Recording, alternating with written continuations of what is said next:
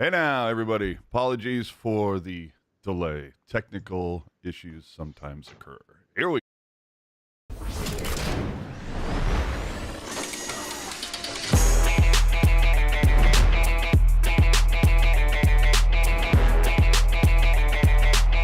Can't stop addicted to the shindig.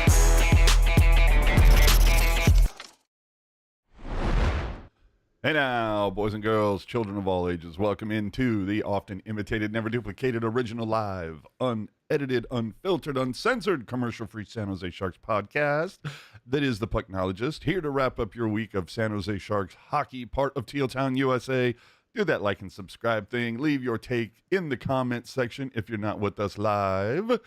And, follow us on all that social nonsense there. So what had happened was Ian got mad and we have to talk him down. But before Something like that, yeah. but before we get there, the Sharks went 2-2 this week after beating the best team in the Atlantic in comeback fashion, no doubt. And the following night, trouncing the worst team in the Atlantic. The day before the deadline, they allowed Makar and McKinnon to go ham on their ass with an 11 combined points in Colorado. Then they outshoot the Islanders 17-1 in the first 10 minutes and can't score a damn goal. So, after 65 games this season, the Sharks have 17 wins and 43 points. Last year, they had 16 wins and 39 points. I'll let you do the math, but they're still on track for the number one pick. And so tonight we'll dive into all of that, plus a busy headline, or I should say deadline. Oh, I have Trump disease. Money Mike and the trade fallout. Shakir getting better. Eklund loses a friend. Shark Glass gonna cry. The impact of a Giants extension, a partnership no one likes, and more. But we start in Toronto. We'll get to the deadline stuff in a minute. Yeah, because we need I have 2 pages, over 2 pages worth of trade deadline notes. I wanted to make sure I had all my shit ready. I figured. So Toronto, let's see. Georgiev starts since coming back from the break. Warsaw had ping-ponged between both Georgiev and Vanicek. And that said, I was very much like, why not just roll the dice and keep going with Vanicek with the hopes of him having solid starts? He had a great performance against Winnipeg. Maybe he'll draw interest. And then no need. They traded his ass the next day. It's fine. Correct. This was... I couldn't believe this game. I was like, who is this team? Toronto coming in on a 5-game heater, played the night before. And then and also saw former San Jose Sharks defenseman Erik Karlsson with a prime assist on Matthew Knee's goal, by the way. That was awesome. But Warsaw flipped Celebrini and Wennberg, and it seems to pay off.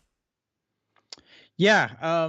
So this game made me laugh because I think I am the problem with the San Jose Sharks, actually.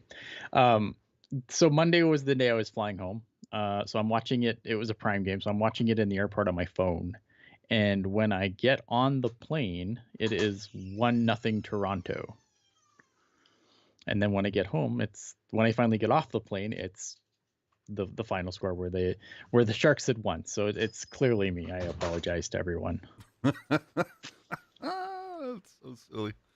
I gotta say though, I really like Mukhamadullin in this one. He had some plays that reminded me of Chris Pronger. You get the Sharks at their first win in 9 games, and being the facetious people we are, we go, well, that's not going to last. But they went to Buffalo and just owned them. Yeah. Georgiev, of course, getting another start with Vanicek held out for trade-related issues. Buffalo was 6-3 over their last 10, but they did come in on a 3-game losing streak. They lost in Ottawa. They lost in Montreal in OT the night before. And then, of all people, Liljegren scores. And then I loved it that they had to call it down and go, hey, officials, might want to stop the game for a second because somebody scored. Yeah. But you got Eklund, Celebrini, Will Smith, all the kids each score in the third period. Mukhamadullin, 2 assists, and Graf and Kostin even get assists as well. So you have to sit there and go, hey, you know what? 2 games back-to-back in the Northeast. Hey, well done, guys. Let's see if you can follow that up. And of course, I think you were probably like me going, there's no way it's going to be 3, right? This team ain't winning 3 in a row. Yeah, I look at you. You want to make sure, like, obviously, I think they did a good job of. I think they did a good job against Buffalo. I think they played a good game against a team that I feel like should be that they should beat, and they should beat far more regularly than they have.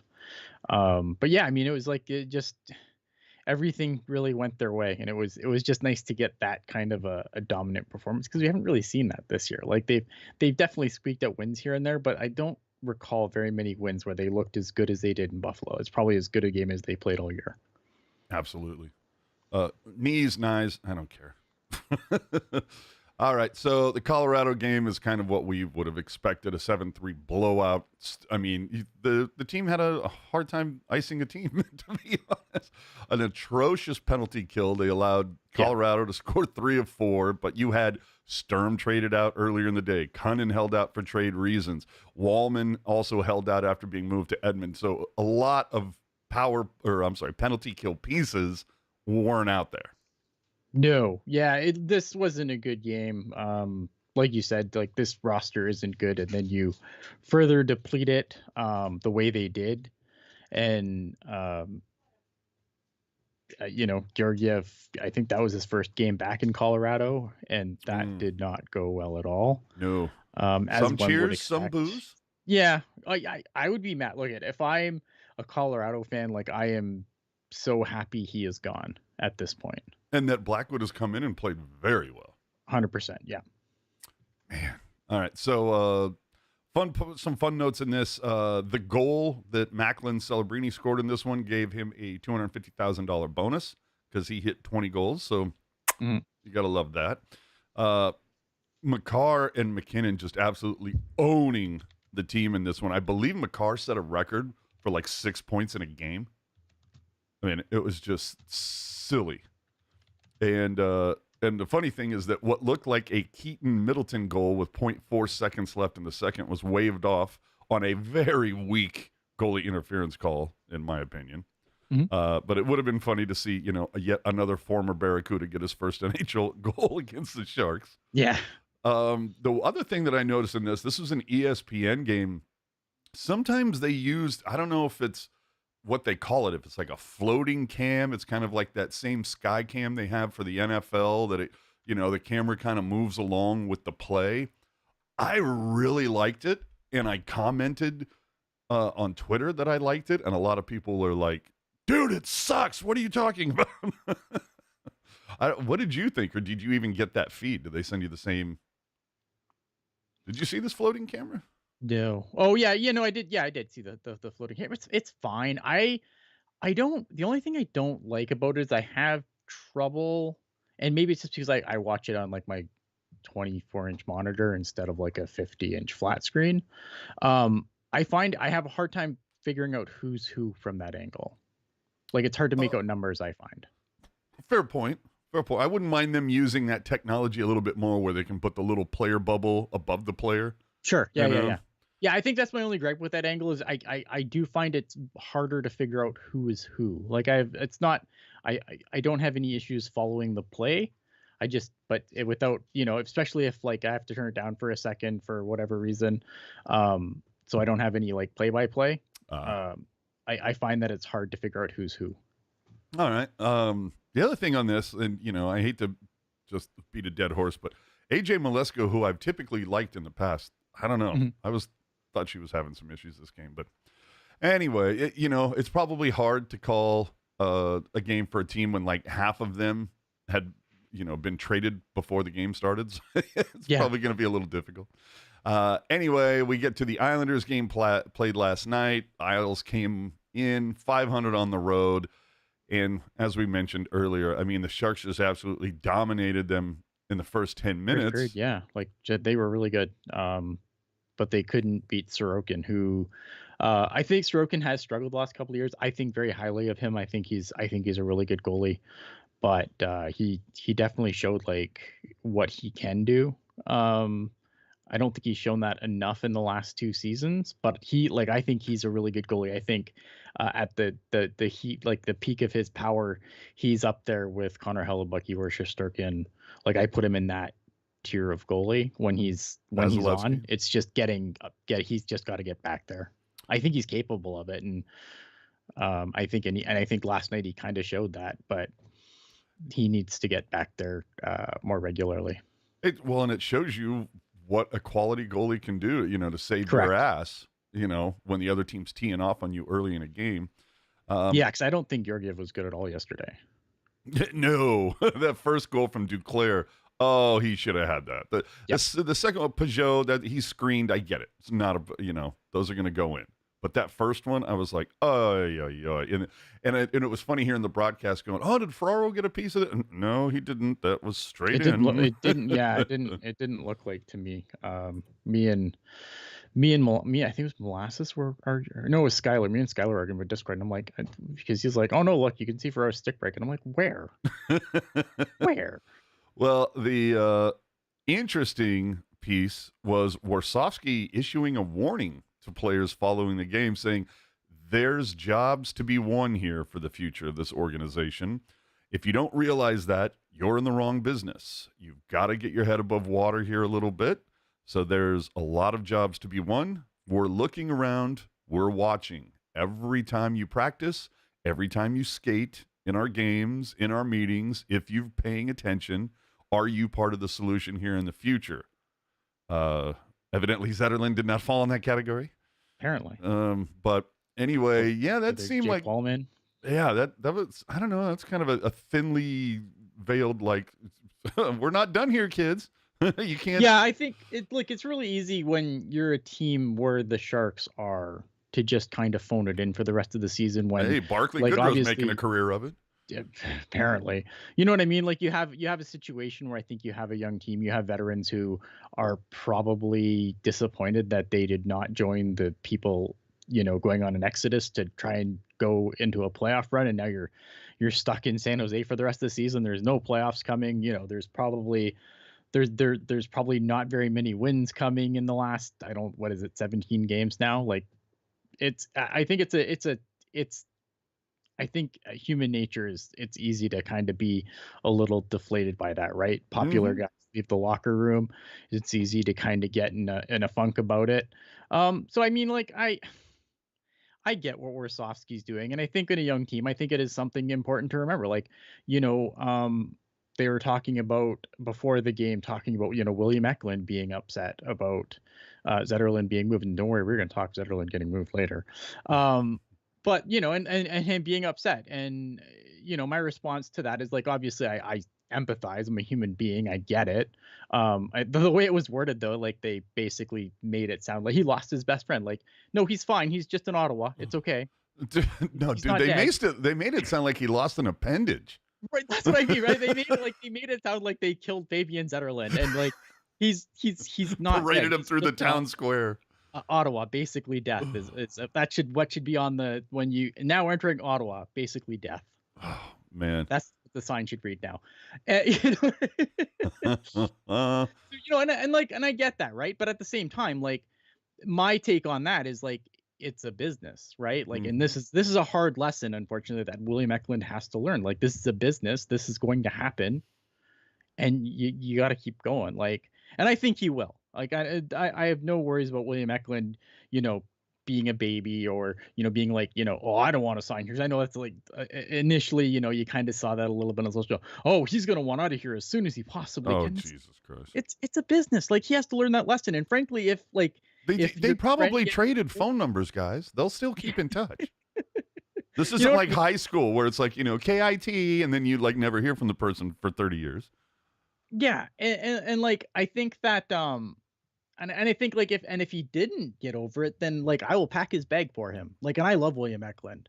Yeah. But like, if this is the turning point where he wants out of San Jose, I will pack his bag. Yeah. And it's like, and that's the reputation you want in the NHL, If one of your coworkers is traded and you turn into a whiny bitch about it, yeah, that's not going to go over too well. Like, you know what I mean? And I want to make very clear, I don't think, like, I understand Eklund being upset, and that's human nature. But I think like this, oh, he's going to want out of here now, I think that's super silly. premature. That's silly. And before we get to the super chat, I see you, Austin. Thank you. I do want to at least mention that somebody tried to pay off the officials, wasn't able to pull it off. But kudos to this guy. I mean, the only thing that bums me out is that they didn't get a wider shot to find out who this superhero is. I don't know that anybody's like caught him on social media yet, and he's like, yeah, I was the smartass. But I mean, dude, after seeing that and Friedman tweeting it out, a couple other people pushing it out, dude, don't tell me that that's not going to become a thing pretty soon. Like, people are going to come in. It's amazing. Dude, people are going to come in with like the oversized, lottery check. Yeah. As a sign. That's what I was waiting for. Anyway, Austin, we see you. We speak your name. Thank you very much for the super chat. So where do you guys stand versus stack the CUDA or versus NHL tryout? End of the season debate for some of the youngsters. Go ahead. I have my thoughts. Go ahead. I think that this is an opportunity. Here's the problem. The problem with the rules is you only have 4 call-ups at this point, right? So I think that guys that have earned a shot to come up, they should get an opportunity. I think that Bordeleau should get a call-up, and he should get an opportunity to try and show something with a contract being on the line. Obviously, one of those spots is going to be Askarov's. Askarov is going to get games in the San Jose Sharks. It's not a matter of if, it's a matter of when. So I think one of those call-up spots is already going to be taken. And then maybe if he, it's interesting because obviously Georgi Romanov can't play in the playoffs now, because he was on the roster at the trade deadline because there was no other way to do it. Like, the Sharks had to have you can't do a paper transaction and have one goalie on your roster. Like, you have to maintain roster limits. So Georgi Romanov is going to make an NHL paycheck for probably the rest of the year, and that's awesome for him. Hell yeah. But he can't play in the playoffs now. So I think Askarov's going to get games, but I don't think it's going to be a lot of games. I think that he's probably gonna be with the Barracuda doing Barracuda things for the rest of the year, and I think given the situation, given the injury and when it happened, that's fine. I have less of a bitch about that than I would if he was healthy all this time. I don't know. I want to get guys to get shots, but I think at the end of the day too, like, for me, you want to build a winning culture. You do want to build a winning culture. But I know I'm going to be probably negative a lot on this podcast, and I do apologize. To me, the Barracuda are a lost fucking cause at this point, though. Like, this is a team that's been playing 500 hockey since the end of November, as I've said many times. Like, I think that they're gonna send guys down because, look, at the Sharks are gonna be done playing. The Barracuda are gonna get some playoff games in, and some of those guys are gonna be able to go down and play the Mukhamadullins, the Colin Graffs of the world. They're gonna go down. They're gonna get to play in the playoffs, and whatever happens. But I don't think that the Barracuda are this Calder Cup contender. I think they're a middling 1 round, maybe 2 round and out team. Even with all the recent acquisitions? Yes. Okay. I think you can make the argument either way. I think I would kind of lean towards stacking the CUDA, just because, again, this team needs some winning to happen. Sure. I agree. I just don't. But I think that this team has. I agree with you in principle. I just don't think it works in reality. I don't know. Oh, wait. We're using facts and reality? Well, I did not agree to that. That's not in my contract to do this podcast. I would try to stack the CUDA. If it's my choice, I'm stacking the CUDA because, I mean, yeah, okay, you can get that paycheck. You can fly on Air Shark. You can get, slightly better food. But at the end of it, we all want to play playoff games, meaningful games. Yeah, and I think everyone's going to get to play playoff games because of just the way that when the season ends, like, those guys are going back to the Barracuda to play in the playoffs. But I haven't seen enough from this Barracuda team. Like, even when guys have come up and down all season, but they've basically been the same team regardless of who's up, who's down. That's my concern. Well, I think you, and definitely some people in the chat are very much kind of like, is this team really worth pumping the tires for until we get a different coaching staff?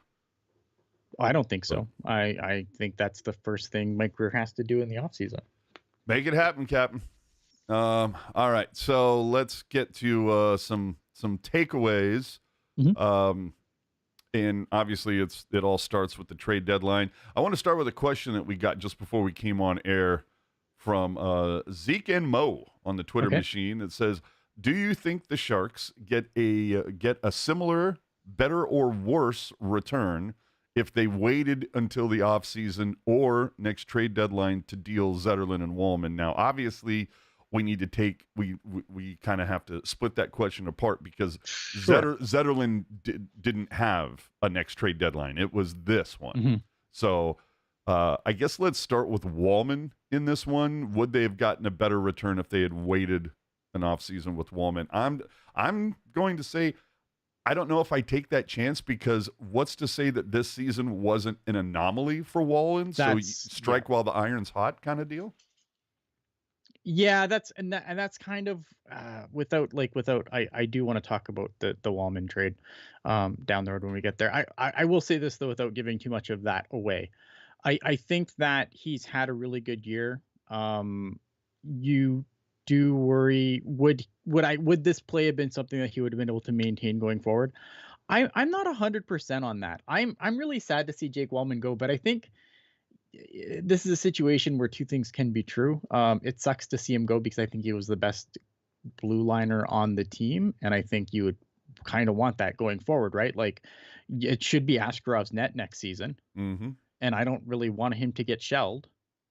So you want trading one of your best defensemen is probably not ideal.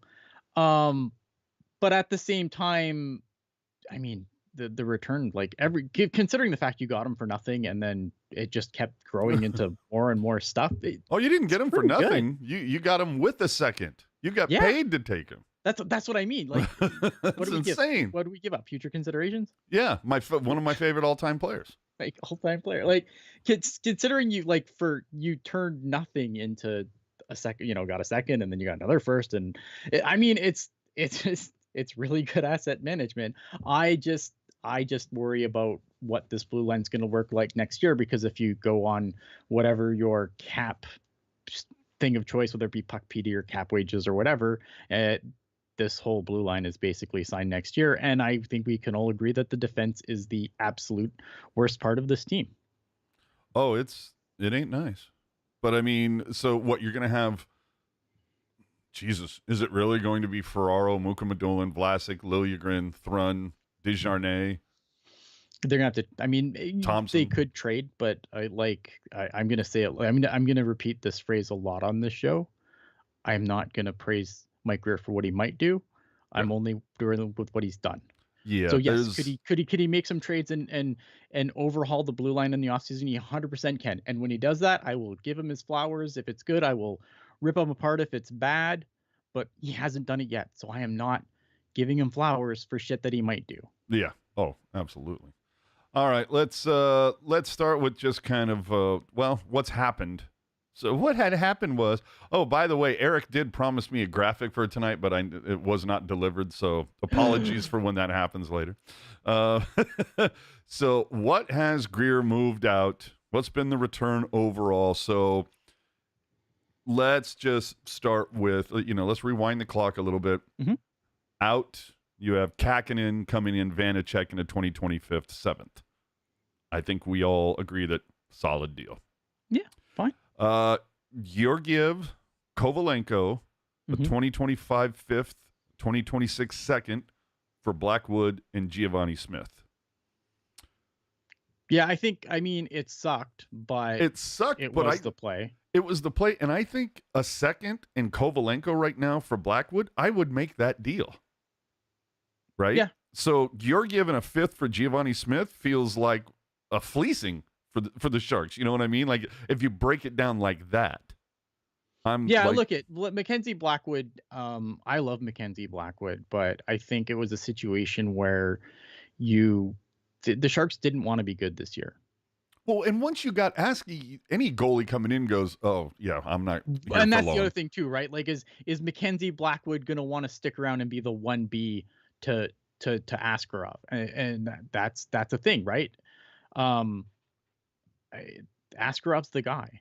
He's 100% the guy going forward. It's just an issue of who are they going to tandem him with next year. But he's the guy. Like, it's going to be his net to lose next season and going forward. Yeah. Giovanni, not Giovanni? I went to Giovanni's earlier, so for food. What are you gonna do? All right. So the other play, then we talked about Vanicek coming in. So Vanicek out for Giles from Florida. So Yeah. let's get to this. So Vanicek traded to Florida, 6'5" center / right winger from Boston College, because Greer isn't interested in anybody who isn't from New England, and evidently. Or under 6'3". Yeah. So the undrafted right shooting forward played 9 games for Florida to start the season. So a 25-year-old career AHLer so far for Vanicek seems like a mediocre return, unless he's, a knuckle dragger that's procured to protect the youth, like you said, 6'5". But I also wonder, why not just keep Vitek till the end of the year? If that's all you're getting back. But if you're getting $3.5 million off the books and you use that space for something, then I get it. But it doesn't appear that he's done that. So why not just keep Vitek? Because it's to make room to give Askarov a chance to play games. They had to move a goalie at the deadline to make room for Askarov to get some games in. All right. So see, everybody asking that question, there's your answer. I was surprised there was a market. I was surprised there was a market for Vanicek. I don't think he's been fantastic for the Sharks. I don't think he's been terrible. I think, how sometimes they say comparison is the thief of joy. Comparison sometimes makes things look better than they are. Sometimes it's the never giver of heard joy. that. Are you serious? Yeah, comparison is the thief of joy. I need that on a t-shirt. but I think here's the thing, I don't think he's been good. I don't think he's been good by any metric, really. I don't think he passes the eye test. He doesn't pass, I think he was -9 goal saves above expected. Not good, right? But I think and when you had him next to Blackwood, he looked really bad. But then when you bring in Georgiev, he looks better. Right? And I think I wonder if that's a situation where because he's been better than Georgiev, which is a really low bar, it makes a team like Florida interested. I think for Florida it makes a lot of sense. They have Bobrovsky, but behind him I think they had Chris Driedger, and they just traded Spencer Knight, so they kind of needed a guy that they could play in order to give Bobrovsky rest down the stretch. So I think this move makes a ton of sense for Florida. I don't love the return here though. That's the thing.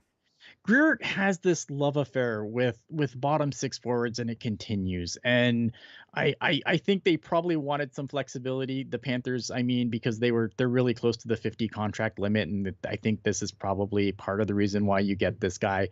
But I worry about this super over fixation with bottom 6 replacement level players, which is what this is.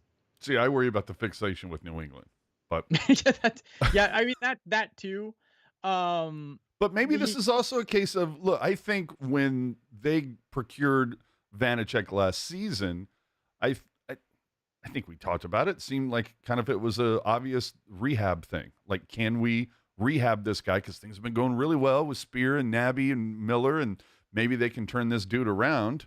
Yeah. And, if they could turn every goalie around, well, we'd have first-round picks up the wazoo because we'd keep rehabbing goalies. Yeah, so this isn't a guy. This is a guy who's here for another season, so it'll be interesting to see kind of where he slots in. The Sharks have a lot of bottom 6 forwards, man. Yeah, and it's it's not like if you collect, so many that you can trade up for a top 6, right? Yeah. If I collect 18 of these, can I get one? Can I trade 17 of them for one top 6 guy? I don't know. I don't think it works like that. Yeah, I just there's just so many of them, and I think that's what concerns me. Is it because Greer was a bottom? Yes, 6 I think that's absolutely part of it. That this is the player that he obviously identifies with, and I think he knows the role they bring in. Look, you need bottom 6. You need good bottom 6 forwards to win. The problem is you don't need 20 of them. Mm-hmm. Well, I feel like the Sharks have 20 bottom 6 forwards. signed right now. I'm It's sure not two great. Norris winning defensemen on paper looked amazing. Yeah, it sure did. Yeah. The Sharks also acquired 6'7" defenseman Vincent Desharnais Mhm.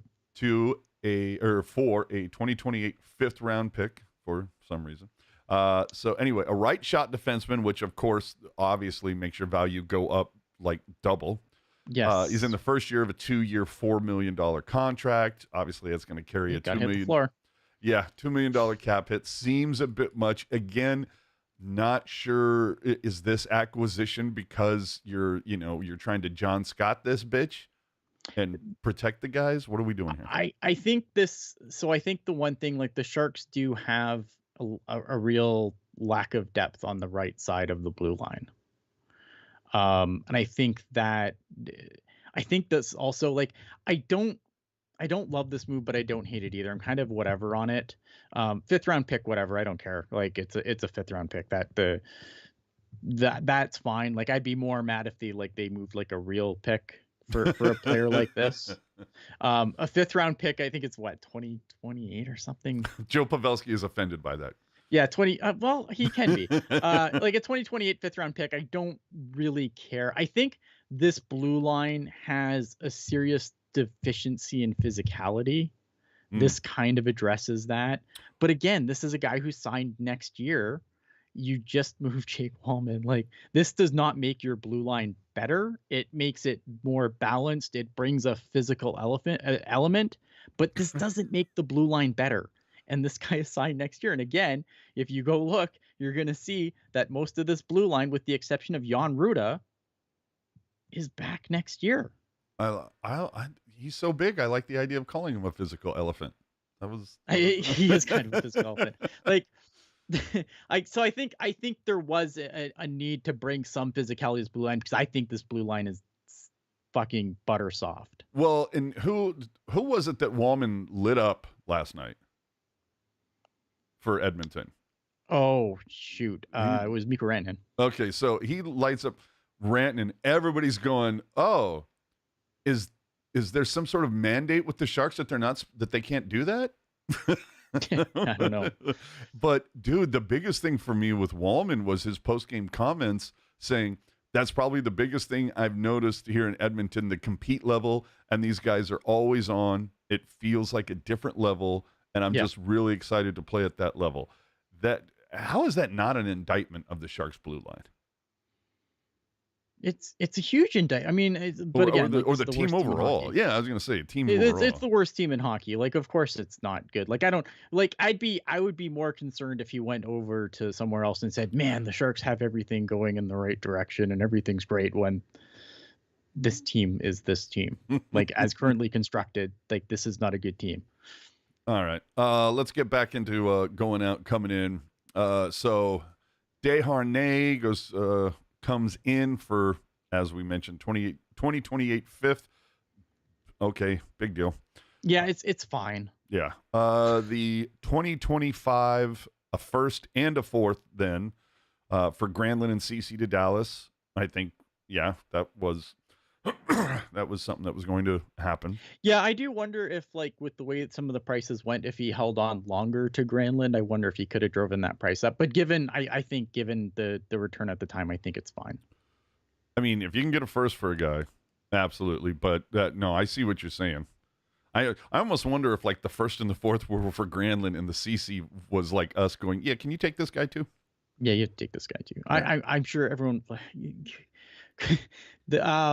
I think the blue line in Dallas is a little banged up right now, so I think they need bodies there. But I think come the playoffs, they'll be fine. Yeah, at one point I was waiting for the Sharks to go, no, we meant Ruda, not CC.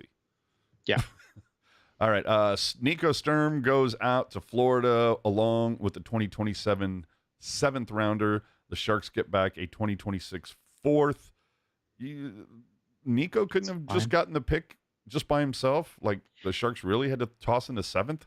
Yeah, the seventh is weird, but, like, I'm not going to get, like, I think the draft is too long. I think there's too many players that are drafted in the later rounds that just never make it. And I think, honestly, you could probably shave two rounds off the draft and no one would notice a difference. God, and remember when it wasn't like Nappy It taken used in to be the like ninth? 11 rounds, dude. Yeah. Like 11 or 14 rounds at one point. Like it was dumb. No, I think you could honestly shave 2 rounds off the draft and no one would be the wiser. It's like again, like it is funny that you have it's Nico Sturm and a seventh. As little as I think of the seventh, but I feel like this is fine. This is kind of in line for what guys like that are kind of valued for at the deadline. A guy like Nico Sturm, he's bottom six guy. He's not going to bring you a ton of offense. He's there to win tough face-offs and kind of just do his thing. And not everyone's Tampa Bay who just throws entire draft classes for these guys. So you know what I mean? Like, unless you're trading with Tampa Bay, like I think the return is in line with what I expected Nico Sturm to get. I'm not mad here. All right. I mean, like we said, Wallman fetches a first from Edmonton. To me, I go, goddamn. Along with Carl Berglund, because of course the Sharks have to have a certain amount of Lunds on the team. Fuck. Could we? Why can't we have good Lunds though? Like, why are we replacing all the Lunds with bad Lunds? Yeah, like I was kind of saying earlier with Zeke's question, like this is two sayings can be true, right? This does not make the blue line better, and this makes the blue line worse next year. But it also it's a hell of a lot of stuff you got for absolutely nothing. I think Mike Grier did good here. It's going to be on him, right? Like he's going to have to go and address this blue line this summer. This blue line could not stay as currently constructed rather. If Askarov's going to be a net, you can't I don't want to see Askarov facing 50 shots a night next year. Fucking A. Right? Like he has to address this blue line. Oh, dude, if he doesn't, we're in so much goddamn trouble next season. Like, what are we doing here? Callie Cruzen saying Tomas Hertl hat trick in Vegas. Did that just happen? I knew he had a goal earlier, but I haven't been paying attention to the score. I think, look at good for him. Yeah. Again, is there any guarantee that Wallman was going to replicate what he's done this season next season? No, and that's obviously a concern, but I hate this argument of this player doesn't fit the window because of age. And this is also going to be a reoccurring term when we talk about Zetterlund, right? Yeah. Like, I think if a player is good enough and they're still producing, like, I think that it's fine to have some older guys. They can't all be older guys, but like, if you think that when this team is good, that William Eklund is going to be the wily fucking veteran of the team, like, that's not how this works. All right. Luke Cunnin to the Jackets for a fourth in the upcoming draft. That seems like market value to me. It's fine. Yeah, it's good. Like it's good. You get Luke Cunnin off the team. Again, it's not big a deal. The problem here is that you subtracted one of these guys that kind of fit the same profile, but for every one you're sending out, it feels like you're bringing 3 in. So what are we actually doing? Like, I'm good. Luke Cunnin's gone. Fantastic. Full marks. However, what are we doing? Yeah. All right. Finally, we get to the big one. Going out to the Sens. Faby Fabes. Zetterlund, Tristan Robbins, and a 2025 fourth, which I guess the Sharks just did. The one that went to the Senators, was that the Sharks or the Jackets one? I believe it's the Sharks, but I could be wrong. I have to go back and dig a little. Well, shit. See, and that's even crappier because that's going to be a higher pick. But yeah, but it's in the 4th round. I don't care. Yeah, all right. Getting back Ostapchuk, and I'm sure I'm fucking up that pronunciation too. Bringing back Noah Gregor for some reason, and contract. I'm sorry.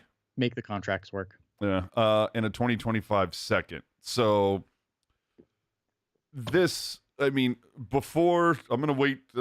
Give me a second before you hold your dissertation, Ian. But yeah, I have like paragraphs on this. So the thing about this, I've gone back and forth, and I was, when I think I was talking to Jules when it happened, and we were on air, and I was probably kind of hot about it where I'm like, you're getting who and what for Zetterlund, a proven commodity who's only 25. I brought up the chemistry that he had with Ek. It was kind of like, what? Like, this is someone who has had positive impact top to bottom since coming in here. What the fuck? Yeah. But then other people came along and said, well, dude, he's a middle six on a good day. He's not top six. He is, getting top six time because of the lack of talent that the Sharks have. And all right, fair point. But it seems now that we have a bit more context, we've heard the call that Mike Grier had. There's been some other commentary going around, whether it's from the local scribes or whatnot. It sounds, I don't know if Lemieux held on to the last minute, because evidently the Sharks came at Zets early in the season and said, hey, we'd like to get something going. And they said, let's hold on for a while. Let's wait for the season to take place. Obviously, when you do that, you're betting on yourself to have a good season. But it just seems weird that then all of a sudden, I guess they kind of showed up with a counter a few days ago, at the last minute. And I feel like maybe Mike Grier said, you want how much? And that maybe knocked the domino over to set this whole thing in motion. Yeah, he said it isn't, but I don't take that 100% at face value. Yeah. Yeah. So anyway, it seemed that Ostapchuk is getting they're just all of our scouts love this guy and blah blah blah blah blah. And I'm like, how many games has he played? How many points does he have? Is it even close to Zetterlund? So and then I think at one point was compared to Adam Lowry. So I'm like, Hell, what? Man. So anyway, now Professor Ian is about to enlighten you. Yeah. Okay. So I need to preface this by saying, I don't think that Mike Grier has overall done a terrible job, right? And I want to get this out of the way first, because I know I'm going to say probably a lot of mean things that, I'm not calling for Mike Grier's head. I have concerns. I think they're valid concerns, but I don't want people to get silly about this. But let's talk about this trade now, given what you said. I don't like this trade for a lot of reasons. And some of these reasons, it's going to be like the 2/3 in the hurdle deal. I don't care what you come at me with. We're just not going to agree. And it's fine to disagree. Disagreeing is a normal human interaction. So let's have that. I don't agree with that statement. There you go. First, let's talk about Tristan Robbins. I'm not mad Tristan Robbins is out. I think that Tristan Robbins' pro career so far has been absolutely plagued by injury, and I don't know where he would even fit on the Sharks depth chart anymore. I think he was always going to be an expendable piece. He was kind of a guy who I had circled as probably being a sweetener in a deal like this, probably going out the door. I like Tristan Robbins. I'll miss Tristan Robbins, but I don't know where he was going to fit in this team, especially given the setbacks that he has the setbacks that he's had injury wise. So long, Tristan Robbins. Unfortunate, but it's, again, it's part of the business. The thing about rebuilds is that you can't just do it with one thing. Because I know a lot of people are talking about all this cap space, and all these people are talking about all these draft picks that we've made, all these players that are coming, but you also have to add players too, through trades and stuff, right? And when you trade Timo Meier, I mean, this is part of the reason why the Timo Meier trade, in my opinion, was really good, and I think less of it now, because now I think that you've taken a player like Zetterlund, who I think fits well, and maybe you have to pay him. Let's before I go there, let's talk about having to pay Fabian Zetterlund. The one thing that I asked, because I asked on Twitter when he got traded, when does the building start? And the number one response that I got was, well, they have $40 million in cap space. Okay, great. So why can't we pay Fabian Zetterlund then? I don't understand with the cap going up, and unless his ask is stupid, but I can't imagine it being stupid, right? And even if it is stupid, you have his rights. He is a restricted free agent. The worst he can do is take you to arbitration. I can't imagine arbitration giving him what are we worried he's going to get here? 7 million, 8 million? It's not going to the guy's going to get maybe 5-6 million worse. And with the cap going up, peanuts for what he's done, fucking absolutely peanuts. It doesn't matter. And even if you don't like that deal, well, guess what? The most you can get arbitration is 2 years. So I feel like the Sharks, like, this is poor asset management on Mike Grier because he had a player that was a young player again. Would he be the player that he is now on this team when it's a fully operational Death Star? Maybe he's not. But then at that point, you let somebody take his spot. You don't just vacate it and sign someone and trade him for someone who's not as good. Noah G making a nice comment says there are better guys out there for that money. Sure, maybe, but I don't are they think coming to San Jose? You have man. Like, have you ever not heard that a bird in the hand is worth 2 in the bush? Now that one I have heard. I don't need that on a shirt. He is the player you have. You have to convince the other players to come. Yes, cap space is good, and maybe they come, maybe they don't. Again, I'm not gonna fucking jerk off Mike Grier for what he might do. We're talking about what he's done. I think it was potentially. I think it was a term thing. I think they wanted, because that's the one thing that I've consistently heard from Grier since he's come in is it's like, we're not going to overpay guys and we're not handing out more term than, what the plan is about. I don't know. Yeah, but again, like, there's so many hypotheticals, right? And like, I know I can see in the chat too. Oh, but this prospect and this prospect and this prospect. None of those prospects are playing in the NHL yet. God, Sharks fans, I would think you'd be smart enough now to be like, not to fucking pencil these guys in until they're in. You want to deal with Lacey's comment here? Yeah. Yeah, even, and he's saying even if you wanted $6 million per season, is it really that bad by the time he comes? No, because again, the cap goes up. The $3 million player becomes the $5 million player. Like, that's what happens every time the cap goes up, right? The thing, like, again, this is a piece where you had him, he fit, he was, I'm surprised, like, he wasn't, like, the idea that he wasn't like a player that Mike Grier could get behind. Like, that's just baffling to me. Well, hold on, Ian. Did I don't know that we've addressed the elephant in the room when it comes to Zetterlund, and the question, of course, being, does he play the right way? I think he does. Okay. So Rob Goblin saying, I mean, the point being question is, was that a pivotal piece for the rebuild? I think you could have used his value better. I'm not saying that Fabian Zetterlund should have been untouchable. Absolutely not. In fact, earlier this season, when there was talk about, guys like Noah Dobson being available, if Fabian Zetterlund goes and brings back Noah Dobson, that's fucking fine. Mm-hmm. That's fantastic. That is a good, that you are increasing the value. Here's my problem with, so the guy they bring in, Zach Ostchuk. This is the problem I have here. Mike Grier painted a really nice picture for this guy, but I don't think the profile of the player matches what Mike Grier says. To me, this is, and maybe I'll be wrong, and I'll happily eat crow if I'm wrong. This is a guy to me that ceilings out as a 4th line center. Ooh.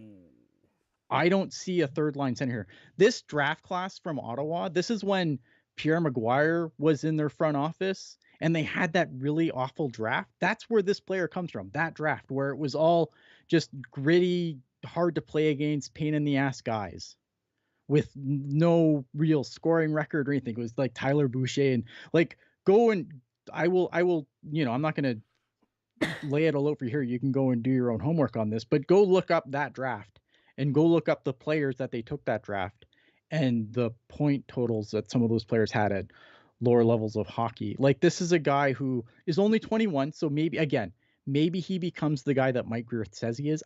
I don't see it. And a lot of prominent prospect people don't see it either. And I'm not saying I'm one of those people. I am not a prominent prospect person, but I trust those people, right? So I think, like, that makes me a concern. And again, it's this Mike Grier infatuation with this type of player. These type of players are not players that you trade Fabian Zetterlund for. These are players that you bring in free agency or you trade for middling draft picks. This isn't the type of play. This isn't the player you trade Fabian. I just think if you have the capital that Fabian Zetterlund had, I think you could have used it again. Should Fabian Zetterlund have been untouchable? Absolutely not.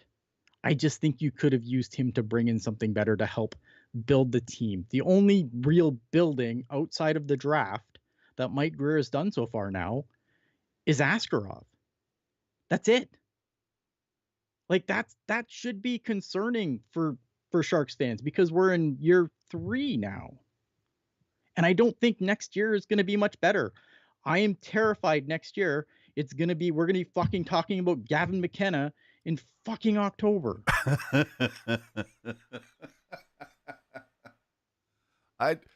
If it's me, I'm with you on most of this. I think Zetterlund, that's a piece that you move. I think now is the wrong time to do it. I would have held on, given him that 2-year bridge deal, wait till he's UFA, then move him in 2 years at the deadline. To me, that would have been the play. Yeah. Because again, you still have to ice some quality guys. He was a guy who was bringing quality to this team. Again, I understand what Grier was trying to say. Of course, you're not going to come in and go, well, I was told to like lower costs and, like he's not going to, the teal curtain is strong. Mm-hmm.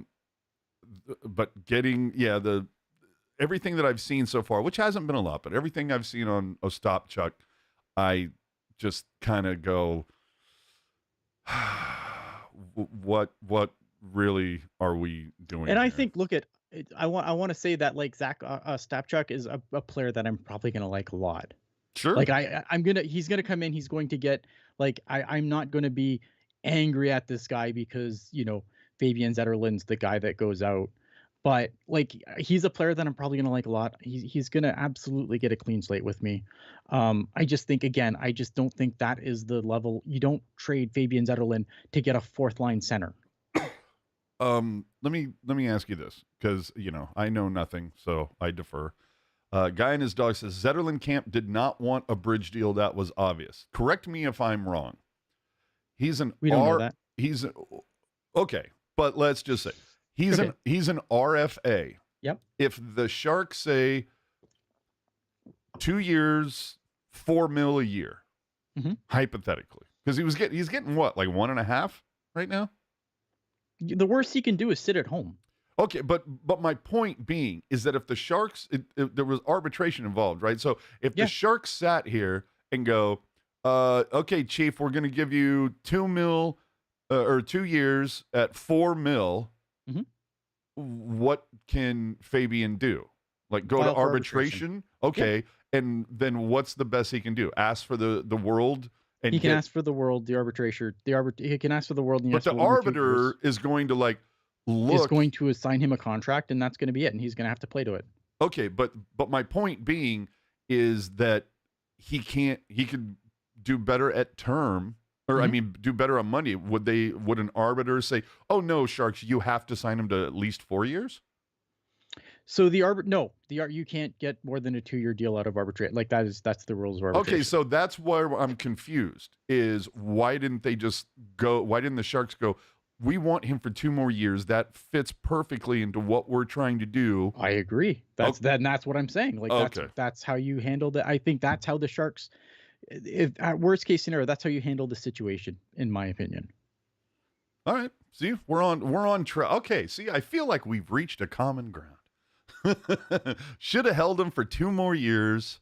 That's what we're going to see. So everybody, stick a pin in this one, and in 2 years, it will be followed up on in some way, shape, or form. Yeah, we'll see what happens, right? I just again, I think that like even if he's not like, and again, I don't think he's untouchable. I just think, again, do you trade a guy who's playing, like even if he's a scoring third line winger, I don't think you trade that for a fourth line center. This is especially when shouldn't you have like a decent amount of those with the CUDA right now? You should have. I mean, you can find those guys so easily, right? Yeah. And that's the problem I have. And again, Mike Grier, this is the problem, is this Mike Grier obsession, this love affair with these bottom 6 grindy, not offensively inclined players. Well, he's also obsessed with centers, by the way, too. Aware. But maybe, and look at, maybe he does become a third line center, and I'm wrong, and I will happily eat crow. If he becomes a third line center in this league who can pitch in offense, not fucking likely, based on what he's done in his career so far and at lower levels. But if that happens, like I said, I will happily come back and eat crow. Happily. All right. We may revisit this topic. We're not sure. Let's break off for at least a hot minute. And, oh, wait a minute. Hold on. We always enjoy a good hot take. Lacey says, I think Rasmus Dahlin is a problem with the Sabres. They'll succeed once he's traded.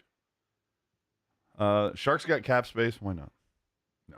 Yeah, again, I know the Sharks have cap space, but God, no, we can't spend that money on Fabian Zetterlund. Well, I was going to say, for all the talk we hear about cap space, it's a really weird thing to clutch your pearls about suddenly. Well, to me, does it mean anything if you don't use it? Also true. Yeah. All right. And I want to be clear here. Like, I don't like this move, right? Me neither. And I know that I've spent a lot of words saying not so nice things about Mike Grier about this move. Overall, I think Mike Grier has done fine. I'm not worried about the rebuild. I'm not worried about. I don't think the rebuild's in trouble. I don't think any of these things. I just have concerns that if there's this continued emphasis on these bottom six guys, like that does to me, that is it's a warning flag. I think, and I think it's something that we shouldn't just. I understand people want this to get better, and I want this to get better. I want the Sharks to be good again. I want Mike Grier to hit this shit out of the park, right? Well, but I think that if something smells wrong, we should be able to say so. Hey, respect the process, right? Yeah. Trust the process. We'll see what happens. All right. We might get back to that. We have to move on. Just a scotch right now. Stock up, stock down. For the boys, the applaud and fraud. Here we go. 4 games this week, and stock up. Look, William Eklund, for a guy who lost his buddy, he had a hell of a week. 5 points, a +6 over 4 games. Got it, just leading the team this week. Toffoli just behind him with 4 points and a +5. Will Smith also 4 points along with his roommate Celebrini. So that's the weird thing, Toffoli, Smith, and Celebrini, the hotel buddies. 4 points each, all of them. But Wennberg, 4 assists in 4 games, got 2 primaries in versus Toronto. Also got an A added to his jersey this week. Mm-hmm. And the guy that I think has just taken a huge step forward over the last week or so, Mukhamadullin, 4 assists this week. And you look at that, it's like 4 points, 4 points, 4 points, 4 points, 4 points. Well, what's the difference here? Well, one of those guys is a defenseman. Things you love to see, especially on a blue line that is this deficient. Mm-hmm. So Mukhamadullin, dude, I'm here for the Shakir show. If this can continue and he can continue these Pronger-esque ways, is this a guy? I should say that Mukhamadullin is a guy too. I should have given him more props in my rant there, because Askarov and Mukhamadullin are the only big trade pieces that I'm excited about right now that he's brought in via trade. Is this the guy who could be on the top pair come October? Mook, I think he's a middle pair guy. Well, yeah, but it all depends on whose on performance. This blue line, sure. Yeah, like whose performance he has to exceed. You know what I mean? This is a team that right now Ferraro is the number 1 guy. I am aware. or 1B behind Liljegren. So yeah. Is there anybody else you would throw a little stock up to, a little applaud? Oh, Will Smith's my guy right now. 100% my guy. I can't say enough about how the Sharks were smart to tell us all to shut up when we were all trying to send him to the American Hockey League earlier in the season. And the Sharks kind of told us shut the hell up, and we didn't. But to be fair, that was going both ways. I think at the time, I think it was an absolutely legit conversation. But I think I will give Mike, again, like I give Mike Grier credit for a lot of things. Don't get it twisted. I do give Mike Grier credit for kind of seeing it through and showing trust. And I think Will Smith is absolutely shown like he's definitely, all that trust is now paying off. And and I like what the hell's your name here? Buddy Bandit. All right. Remember when people asked who the fuck Mukhamadullin is after the Meyer trade? I was not one of those people. Yeah, that's us later when Zetterlund deal pans out. I hope so. I really do. But Yeah, man. I hope so. But like, and again, everyone, is he a young? He's 21. Ovechek's 21, man. Like, he has time to grow. Maybe he grows into that player. I don't think he's going to. If I'm wrong, I'm wrong. That's fantastic. But I mean, as of right now, I mean, I'm gonna come on here, like, and I think that's why people are watching. That's why we have all these people watching right now, is because they know that we're gonna come and we're gonna fucking shoot from the hip, and I don't see it. And I think, like, I could come on here and tell you that everything is fucking great and everything's fantastic, but I don't think it would make for a good show. Sir, the song goes, everything is awesome. Everything is awesome. All right, stock down. And I'm just going to keep beating this drum into the ground. There have been guys in the past, we know, that I have gotten the drum out for. Brendan Dillon. I was not a Dillon fan early on, and he turned me around. I liked the way he changed his game, and by the end, I was bummed to see him go. Brendan Dillon, fantastic, but I beat on that drum for a while. Everybody knows my history with Erik Karlsson and beating that drum. Those players are gone.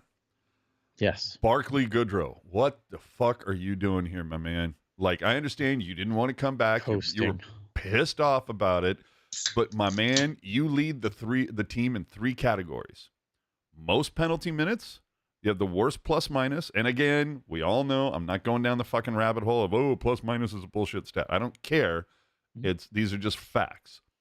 He leads the team in most penalty minutes, worst plus minus, worst points per game. Again, for the newbies, not saying those stats are better or worse than any other thing, just stating the facts. And for comparison, he's bad at all the other metrics. Any metric you can come up with, Barkley Goodrow is bad at them. There is no metric, be it your standard, your standard stat line or your analytics, where he is a good player. Right. And for comparison's sakes, I was looking. Grundstrom has better offensive numbers in 17 games less played. Yeah, I like Grundstrom. I think of the guy brigade, capital G guy, Grundstrom's probably my favorite of the guy brigade. But I understand you want guys that can play the right way and blah blah blah. If I hear that one more time, I'm gonna puke. But like, what was the point of going out and getting Goodrow? Like, seriously. I don't know. What was the point? Like, when it like when all is said and done, because Sharks fans love remember this guy? Like, this is why fucking Noah Gregor's coming back. Remember that guy? See, I hate that. Once. Yay. Yeah, but that annoys the crap out of me for 2 reasons. Number one, it's like, if you got rid of him, didn't that mean that he didn't mean enough for your team? Like, if you already got rid of him once, what the fuck are you bringing him back for? And then I don't historically, has this ever worked out? They tried to bring back Ozelinch, failed. Friesen. Capital L leadership, thanks. But they tried to bring back Friesen. They tried to bring back, I think, when they brought back Hannon and brought back Stewart, okay, maybe, but they still weren't the guys that they were when you let them go, right?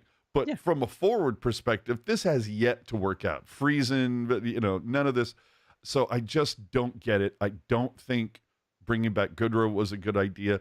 And I think Gregor coming back is an even worse idea. I mean, it's just a contract until he's just here to play out the string, and then he's gone again. I know. And which, again, you feel so bad because it's like we had so many, all the Stonehenge comments, all speed, no finish, that, he was another Torrey Mitchell.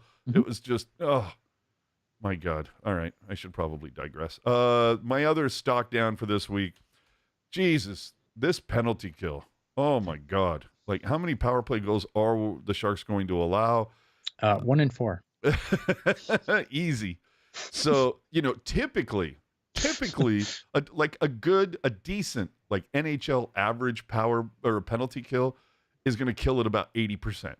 Yep. You're hoping, as Ramenda will tell you, your special teams, you want the number to be just at least over 100%. That it's like you can do 20% on the power play, 80% on the kill, or better.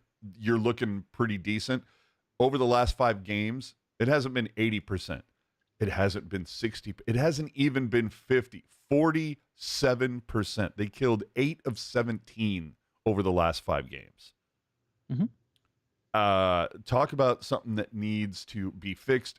However, I also go back. I will, issue credit where, they also got rid of like 4 of their penalty killers this week. This is true. Yeah, it's not going to be good. Like when you completely dismantle your penalty kill unit and like have to do it with like a brand new set of guys this late in the season, it's going to take a while for things to click. And again, like we know, like this, they're playing with the string now, man. It's if they win more than 3 games down the stretch, I'll be incredibly surprised. Hold on. Tyga's saying he's not here next year. Are we talking about Goodrow? Because doesn't Goodrow have like 2 more years left on his deal? I think he's talking about Noah Gregor. Oh, okay. Then, okay, fine. My bad. So, okay. So when you make comments like that, please don't be so ambiguous. I believe. I mean, let me just confirm here. Like the ambiguity kills me, man. Because I don't, because by the time I read these comments, we're like 2, topics ahead. So anyway, yeah, 2026, 27 is the last year of Mr. Barkley Goodrow. Same year as we fuck off Couture. There you go. All right. Is there anybody else that you would give stock down this with? Are you going to say Mike Greer? No, I like, again, because I think overall, I think it was a fine trade deadline. It was kind of like, it reminds me a lot of when the Sharks traded Tomas Hertl, where it was like, it was the thing that came at the end and it just soured the whole fucking thing. And it came out of left field. Yeah. And it came out of left field, right? Like, I feel like I think overall it was a good trade deadline for Mike Greer. I think, I personally would like to start seeing them take steps, because I think you kind of want that at this point, right? Like, and I'm not saying big steps. Like, I'm not saying this team has to be a playoff team, but like this team, I don't want Macklin Celebrini to look like Connor Bedard has for a lot of stretches of this season. And can we make a concerted effort to stop the whole, I've seen in a few comment sections here and there, like, oh man, once Celebrini can leave, he's gone. Nobody's going to want to play with this. That's a bunch of nonsense. Yeah, and I was just like, oh my God, what? Yeah, I am not going to feed into that, but I don't I don't want this. Like, they can't, again, look at your quote unquote probable goalie of the future is probably your goalie next year. Macklin Celebrini is going to be in his second year. Will Smith's going to be in the second year of his ELC. Like, you need to start taking steps at some point, because like, as players are coming in, like, it's going to, I talk a lot about being Buffalo, right? Which is obviously the absolute worst case scenario, but there's other teams that you could look at too, where you kind of get concerned, right? Like, Ottawa is a team that has had kind of a protracted rebuild, and they've already had to pay all their guys. Like, if you like, I don't think the Sharks have any chance of being like the 2010 Blackhawks, right, where they're going to win with Celebrini and Smith on their ELCs. Okay, I'll wait then, and then I'll hit it then. But I do want to call out Falcon Strike with the best comment ever. Didn't Gregor hurt our draft position a couple years ago? That's right. We did. We should all be pissed off at Gregor for Bedard not being on this team. Bastard. All right. Okay. So we're done with the stock down. So what else? Yeah. I don't know. I mean, like Georgiev, I guess. I don't fucking know anymore. I think Georgiev was. I mean, he is what he is at this point. I am just happy that at the end of the season he's going to be gone. That's where I take my solace. All right. Back on January 22nd, the Sharks claimed Walker Duehr off waivers after he played 16 games for the Flames, registering a single assist. Last Monday, the Sharks put the forward on waivers after the right winger posted 2 goals in 8 games with the Sharks. He cleared and was assigned to the CUDA as expected. Mhm. And I believe has had some He's been good. points. Yeah, I was going to say. He's been good. In the games that I've watched for the Barracuda, he's been good. All right. And and for those of you, I have noticed, don't think I haven't, that our live viewer total is perhaps a little higher than normal by a scotch. And I understand you're all here for the giveaway, and it's coming. Just letting you know, it's coming. I don't think the graphic puck guy promised me is coming, but that's fine. It's fine. I'm just going to give him a shit. What else happened? Well, the San Jose Giants, not the San Francisco, San Jose Giants have signed a deal to remain at Excite Ballpark through 2050. The Giants are evidently going to make up to $20 million in improvements to bring the stadium up to compliance. And for those unaware, and we'll just throw the graphics up if we can. For those unaware, Excite Ballpark is at the other end of Alma Avenue, which is opposite of the Sharks ice facility that the Sharks practice at, and of course where Barracuda's Tech CU Arena is. The venues also share parking, which can be a real drag when both the teams are operating. Mm-hmm. So this just gives you an idea. You can see towards the upper right the big Sharks ice facility, and towards the right there Tech CU Arena.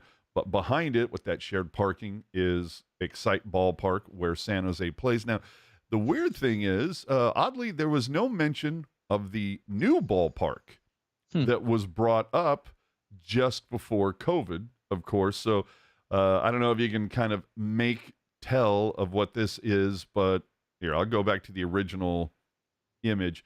If you look at Excite Ballpark, you see on the other side of Alma, on the left of the image, you see what is a really dilapidated golf stroke. Man, it does not look good.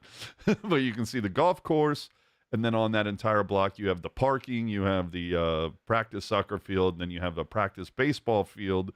So if we switch back to what they had planned, you can see that golf course, the parking, which the yardstick is pointing at, and the practice soccer field.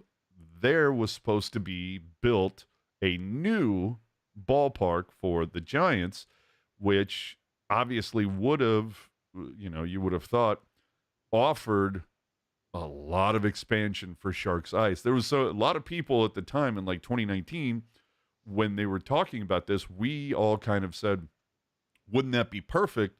They move the Giants ballpark to that other corner, and then you can build an arena for the Barracuda there and then still have this amazing practice facility. Yeah. So, and I like how Lacey is upset that I didn't choose a big enough map to show narrative fermentations, which is awesome, by the way. No free ads. Anyway, my point being, though, is that the city has worked out this deal with the Giants. It begs the question, with this extended deal now in place, when are we finally going to hear about an extension for the SAP Center? Because as I understand it, I might be wrong, but I swear hearing from either the former Sharks president, Tatora, or the current dude, Jonathan Becker, that come July 1st of this year, a clause is going to kick in with the current lease where the Sharks basically now will go year to year, and they can leave with a year's notice. Now, it also gives the city the option to evict the Sharks, but that has to have 3 years notice. Okay. And from the comments I heard about their during their recent Q&A event, the Sharks would like an extension that would guarantee that the team is going to stay at the arena for another 30, maybe 40 years. And wow. But considering that they already play in one of the oldest facilities, that seems curious. I would have thought. Well, I mean, the oldest, but at the same time, like the oldest facility in the league is Madison Square Garden, and it's Well, you still, get like, what, yeah, but you Yeah. get what I mean. It's like when SAP was built, or I should say, when the San Jose Arena was built, Correct. it wasn't, it was just before all the corporate suites and amenities that we are now commonplace. It was before that. It was when the fan was actually the key to the whole thing, not all the corporate dollar. So I'm interested to see, because I would have thought a collaboration between the city, the Sharks, and perhaps Google with that whole development, that maybe you have a new arena involved. Say la vie, but anyway, I'm just surprised that the city isn't clamoring to extend and keep the Sharks where they are, because like I remember what San Jose was like before the arena came to town. It was a desolate shithole. And events at SAP bring millions to downtown. I don't know what we're waiting on here. It should be interesting. The other thing I also want to address, last show, I made some comments about game-worn jerseys and the auctions and the purchasing and all of that. Okay. And evidently a couple of people may have misinterpreted those, despite the fact that I said I wasn't judging. So let me just fine. Like people are gonna be in the comment section being like, I can't believe how much Ian hates Mike Greer and how he thinks the rebuild is over. Well, I was gonna say that broken. And I felt like my comments were kind of misinterpreted, because it's AJ fucking hates people that buy gamer jerseys. I don't care. It's not my money. What do I give a fuck? Yeah. So let me just be clear. If you want to spend 5 figures for a hockey jersey, it's your money. Do you spend it how if it makes you happy? Rock on. I respect for building such massive collections. Do you? I'm not judging. I wouldn't mind having a larger guitar collection. But it costs money. I'm just acknowledging the fact that gamer prices have just skyrocketed over the last half decade or so. But people keep buying them. So, but the same can be said for guitars. So anyway, like, do you want to spend that much coin? Just, I would, the only thing I would say is I would caution. I don't know that it's a good investment, because I've yet to see a lot of people get back what they've paid for a gamer. That's my only thing. Calder watch. I'm sure the numbers have changed. The last time I looked, oh no, they've definitely changed, because they have. Yeah. But point per game right now. Here's something that that got me a little tilted. Okay. I can't remember who it was. It was it was a Friedman. It was a Pagnotta. It was somebody. All they did was post the numbers of, here's how many points Celebrini has. Here's what Hudson has. Here's what I don't know, Smith. I mean, whoever the guys, of course, what's the goaltender? Wolf. He's the one that's getting screwed on all these. Yeah, goalies always get screwed. Yeah. But they basically took the guys that are rookies, the top 5 forwards and defensemen, said, here are their point totals. And that was it. And all I did was respond with, that's great. Now, can we also see that list broken down with points per game and games played? Because I think that tells 100%. it tells a different story. I think points per game matters. Yeah, I think it tells a different story. It's Celebrini doesn't have enough, as many points, and it's like he also played 15 fewer games or whatever. You know what I mean? Yeah. No, 100%. Michkov. Yeah, Michkov's the other guy. So anyway, I put that in, and oh my God, the Hudson skate kissers came knocking. He's a defenseman. Oh. It's so hard to put points up as a defenseman. And it's like, wouldn't it also be kind of difficult to put up points when you don't get as much ice time as a defenseman, and you're also on the worst team in the league? Well, the thing is, like, that's the thing, right? And it's like, for me, when it comes to this, like, I don't want to I don't want to downplay what Lane Hudson has done. It's very absolutely good. Not. Hasn't done this since 20-year-old defenseman Lidstrom. putting up points like this, like, really, really good. But I think also, like, Macklin, Celebrini, like, when they throw the lines out, he's not the number 1 center, but he's the number 1 center on this team. Yeah. Right. Like there's Macklin Celebrini's not playing like a sheltered role on this team. Like he's playing. Not by any stretch. He's 2 years younger. He's put up more points. His points per game is the highest of all the rookies, and he's playing against the best players in the league, night in, night out. It was just seeing people on social media offended by somebody wanting more context. So, well, when you put it that way, the guy that I want to win won't win. Are you kidding me? The other thing I saw on social, and I was like, okay, this will spin Ian into a new realm. Are the Sharks potentially, do they have the potential to be the late aughts, early 2010 Chicago Blackhawks? Can you, hold on, let me, you Okay. can't answer properly if you don't hear the question in full. I'm gonna hear the question in full. The answer is gonna be no. All right. But continue. Are there any parallels that you could perhaps try to draw between Kane, Tays, Sharp, and Celebrini, Smith, Toffoli, and Yes. in trying to build that dynasty? Okay, here's the problem. Oh shit, there's a problem. There's a huge problem. Okay, because the thing is, you're right. Like having those guys on their ELC and winning while those guys are on the ELC, that would be really nice. But here's the problem. You know who else is on that Chicago Blackhawks team?